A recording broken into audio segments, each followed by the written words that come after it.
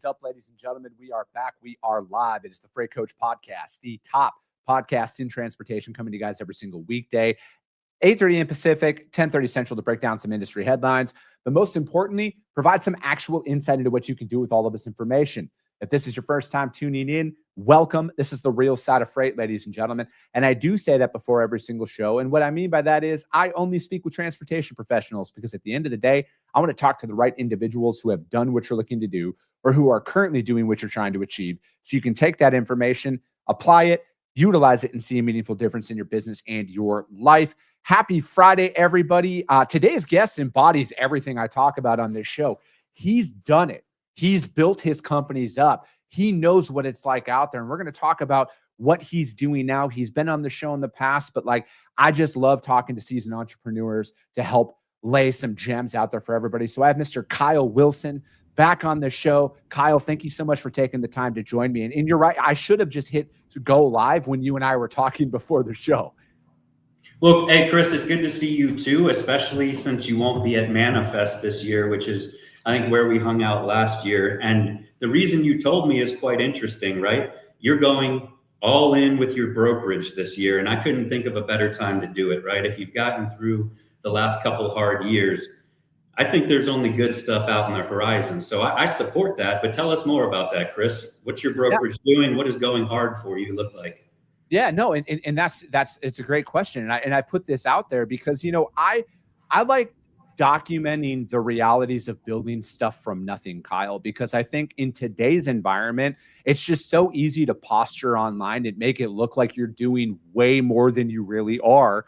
And then you get that dopamine hit of engagement and a couple of people of liking your posts, and all of a sudden you think you're a social media celebrity. And I don't do that at all. I just put everything out there. And, it took us 22 months. We've been in business now since 2022. November of 2022 is when we started, and we cold started, right? So when I tell people 0 customers, 0 revenue, we had nothing. We brunt force grew this thing up in the hardest freight market of all time that was out there, right? And people are still saying it, and it is, right? It's not easy. And it took us I think 20 months to do our first $1 million in top line revenue.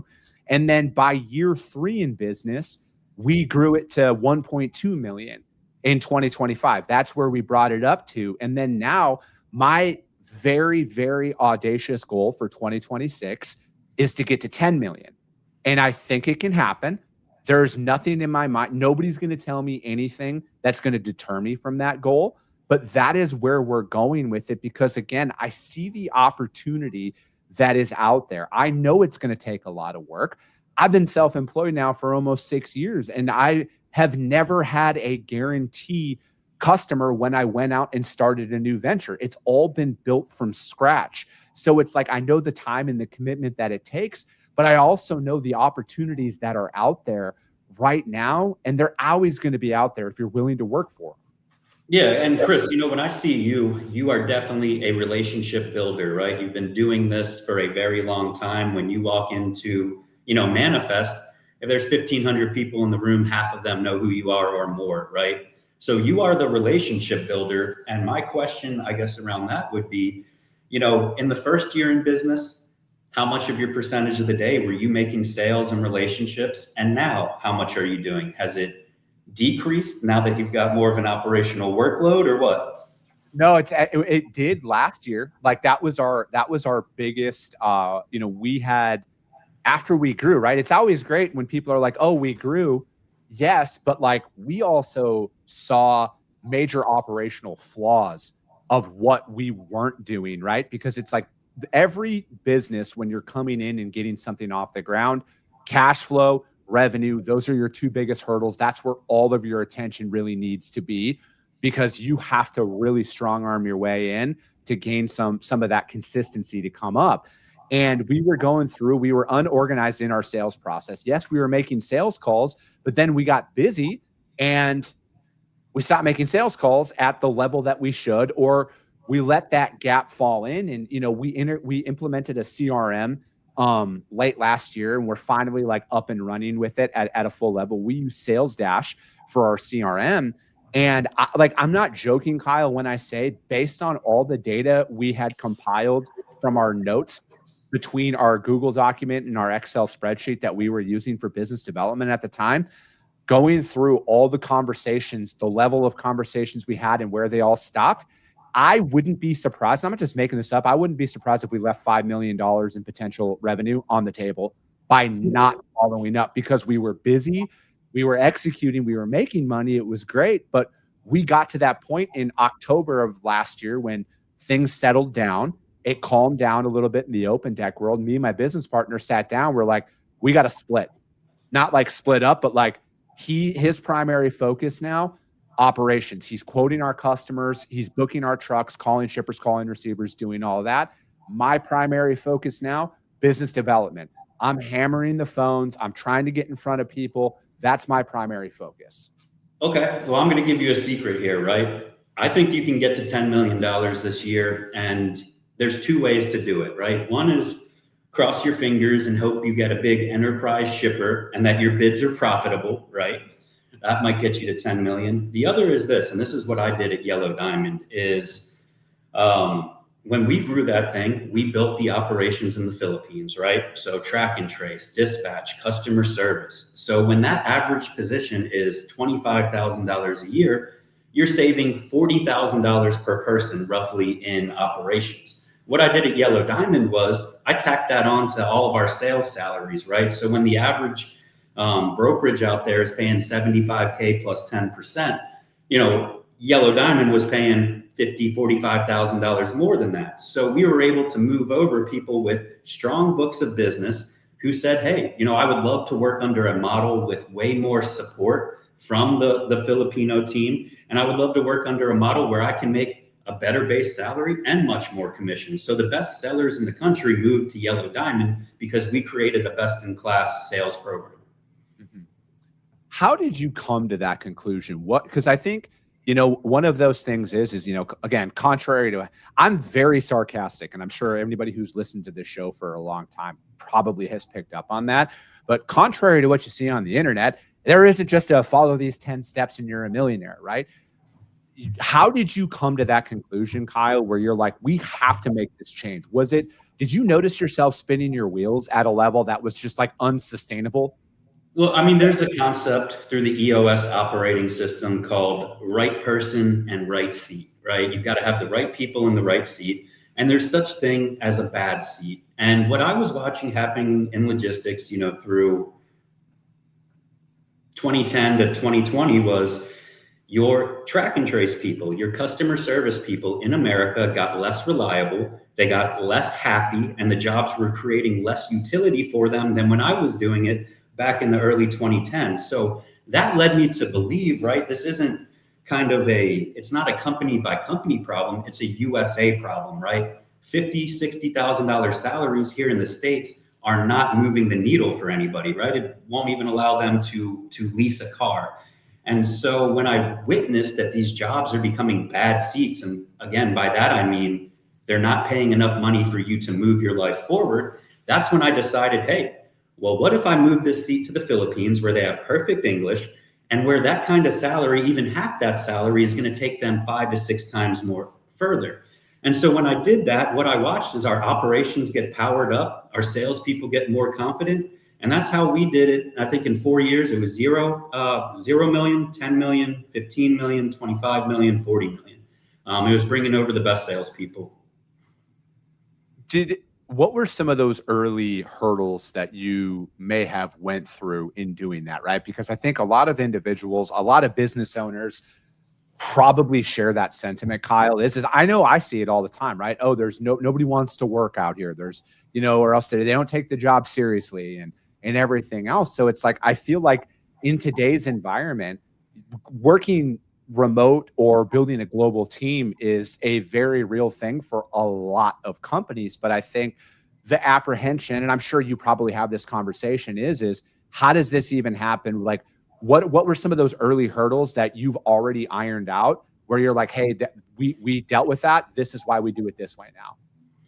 Yeah, well, so again, these people have grown up in the computer era. They go to colleges just like we do, and they want to get jobs. And I think the most important thing here is really noting that, a basic level operations person from the Philippines at $2,000, a month is the equivalent of, and US people are making 60K, $2,000 a month in the Philippines is equivalent to probably a $300,000 a year salary here. So if you can imagine you had a freight brokerage that could hire track and trace and dispatch and pay them $300,000 a year, you would imagine what kind of workers you would get for that, right? People would be leaving different industries to take the job, right? You'd get really great people from manufacturing, they'd be coming in. And that's kind of just my thought process here. Mm-hmm. Yeah. So like, how did we get to this point in the US, do you think, where like, is it an entitlement thing? Is it the generation before us didn't actually instill the values in hard work ethic that they maybe had? What do you think? Because I have my own thoughts on it, but I'm just curious. Well, I mean, the number one thing is inflation, right? The cost of living here in the States is crazy. When I talk to people in the Philippines, I tell them this, if I go out to lunch with a friend to Chipotle, my bill here in the States is probably $38. Yeah. $38 in the Philippines will feed you for 2 months. And so it's just a completely different world out there. Yeah, and that's like, man, it's funny you bring that up, right? Because like I look at it as, and I was talking about this earlier this week. I did a solo show and I was talking about this, and it was all around like managing your cash flow, and like it's the unexpected, like you can't budget for policy changes that come in and increase. And I was talking specifically about health insurance, right? Like being self-employed, my private health insurance that I pay for my family went from $800 a month to $1,400 a month because of the subsidies that they stopped, that's what they shut the government down for. So it's like, I look at that, and then my commercial policy for my work truck that I have and my building insurance and everything, that increased as well. So it's like, my P&L right now, I mean, $24,000 a year is just for insurance. Like, that's insane. Right. Yeah, it's hard to get ahead right now over here. And so that's why when you build your business, you've got to build it with the correct cost structure, right? We're all brokers here, and there's a reason why we're brokers. We don't like assets. We don't like heavy expenses on our balance sheet. And people are feeling that as we've gone through the freight recession, right? So when you have an operational staff that costs you $60,000 per head, that's going to start to hurt in a down market.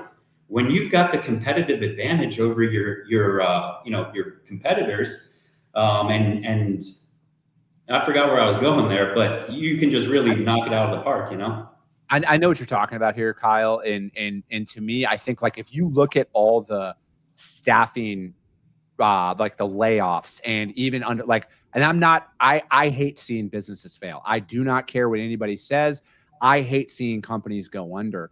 I think that there will be an even greater push to outsource more and more roles. I mean, again, I think C.H. Robinson is a great example of this on what they did with their AI implementation that came in. And, again, people are going to automate roles, like redundancies. That is where a lot of these things are going, because to turn a profit, I know, shocking, but that's what businesses are there for. They need to make money as well. They're not just a novelty item. They have to look at any and all options. How do we pack a bigger punch on a smaller budget? And as somebody who's bootstrapping his business, that is in the back of my mind at all times. How do I build my cash reserves up? How do I save for a rainy day? How do I pack a larger punch out there in the market? And those are the things that I'm constantly debating. And I think that the golden age of nearshore or outsourcing is about to embark upon the entire U.S. workforce. I truly, truly do. And again, I'm not hoping that anybody loses their job. I'm just saying that I understand how businesses think for the most part. I'm not an expert, but like at some point, it's got to give. Like if their costs are continuing to go up, not everybody looks at headcount as an investment. Unfortunately, a lot of companies look at headcount as a large expense, and they're going to chop at that as fast as they can, and they're going to look in other directions to continue to fill those spots. Yeah, and you know, one of your comments you made, and I think this is important. Well, we've got operations that are now being augmented by AI. So that also devalues the US operational worker as well. And what person becomes more special in that environment? Who are the people that you need on your team that are rare? Well, it's the best salespeople with the best relationships in your country, in the country. So when you can focus on just that, and have your operations already handled, that's how you grow your business for sure. Yeah, it's man. And hey, Chris, let me just say this point, right? So, you know, Thrive Modal, we serve every industry. I think you'd be deeply surprised to hear the industries that are already going crazy on this. I'm talking high-level finance and accounting companies that handle a Patriots quarterback's that's very famous private wealth.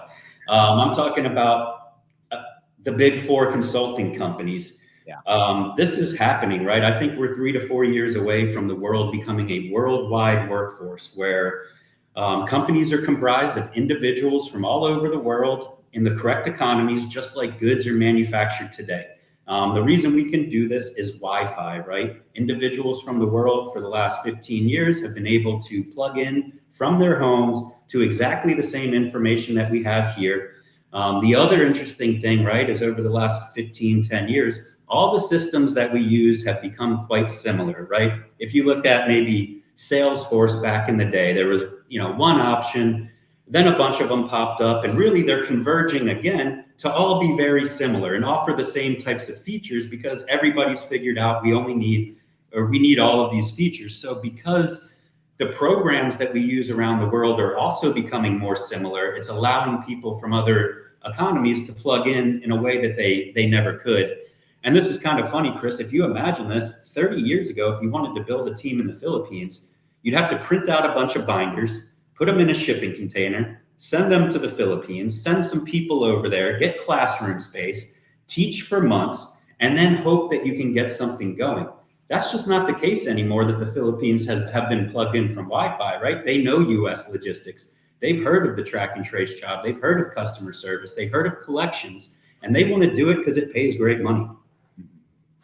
What do you think are some unforeseen hurdles that the transportation industry might encounter in 2026? I am of the mindset that there are too many people who are too skittish about, oh, it's going to improve. It's like any slight indicator that there's a increase in pricing is like all of a sudden it's like, oh, it's over. We're all going to be printing money, this and that. I'm of the mindset I don't think that's going to happen at all. Again, I always like to say, Kyle, I hope I'm wrong because my freight brokerage would exponentially benefit if I am wrong. But my gut says 2026 is going to look like 2025 from a new opportunities perspective and everything, because I just think that there is so much going on in DC right now, and there is so much fight against policy that it's going to continue to drag on here. I really do. I just don't I hope I'm wrong, but like I think 2026 is going to look just like 2025. And I think the cash reserves and runways for a lot of companies are unfortunately going to be on life support if they're not already on life support. You know, I actually have a more positive outlook for 2026. I think I'm being serious. I think we've seen so many large carriers go out of business that we're kind of reaching that inflection point where there are not enough assets, right? All it would take is a 5% increase, maybe an 8% increase in freight to turn this into a great market. And I think that will be fueled by domestic policy here in the States, our investments in our own energy, our investments in our own infrastructure and building. I think that's really going to pop logistics this year. That's my view on it. I hope so, right, Kyle? Like at the end of the day, I hope that is what happens. I just, you know, from my seat, I just call balls and strikes for where I see it.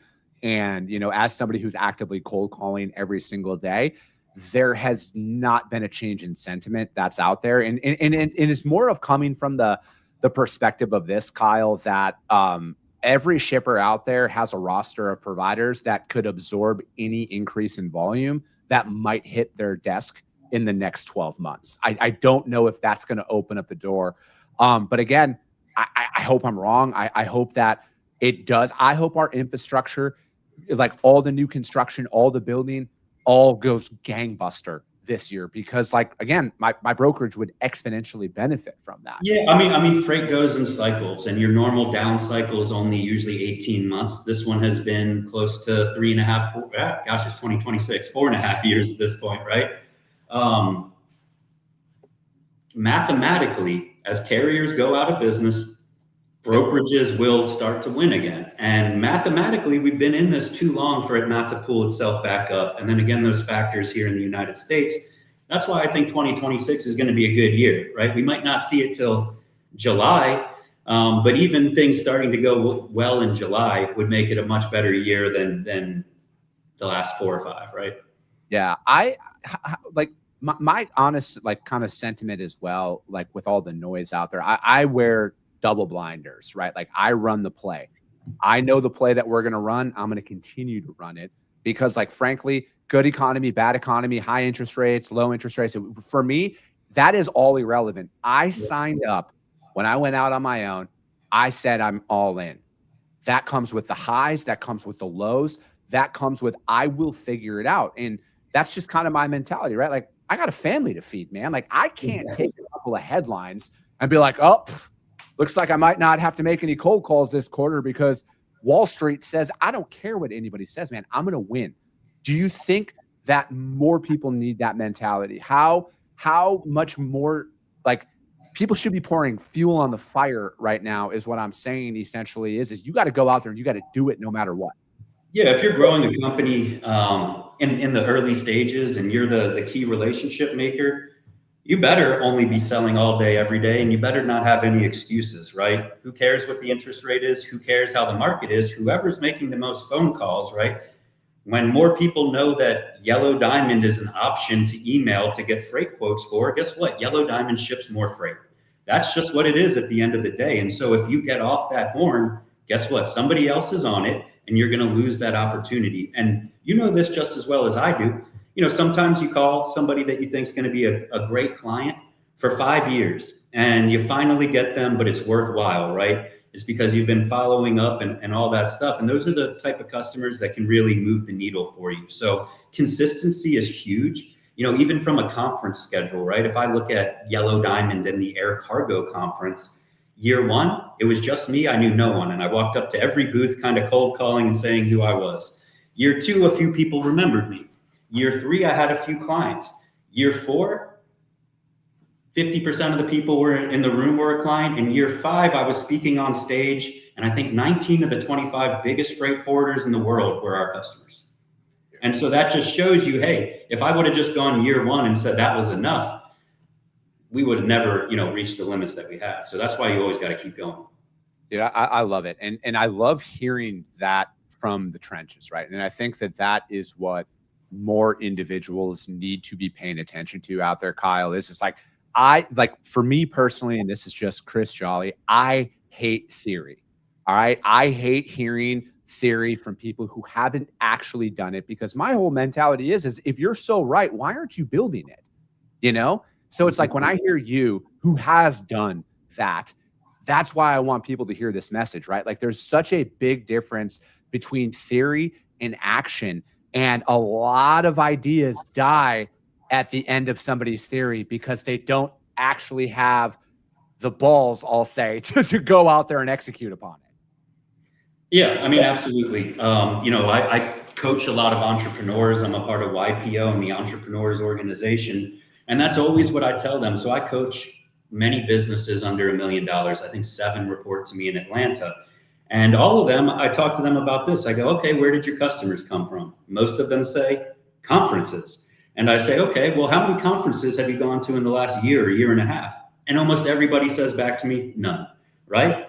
And I go, okay, well, let's get back to the basics. Let's go to where you found, your good stuff in the past.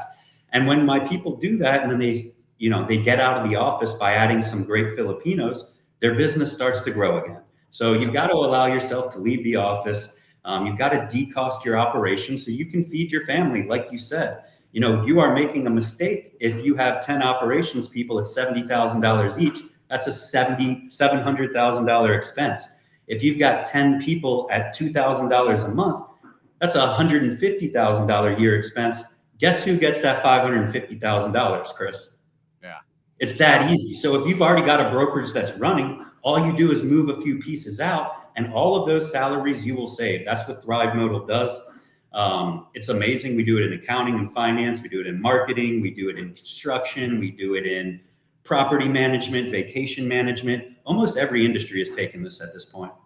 Dude, I love it. Kyle, thank you so much for your time, man. I know you got to jump because, as I always say, guys, all my guests have day jobs and they're out there making things happen. But Kyle, how does anybody reach out to you to find out more about what you got going on?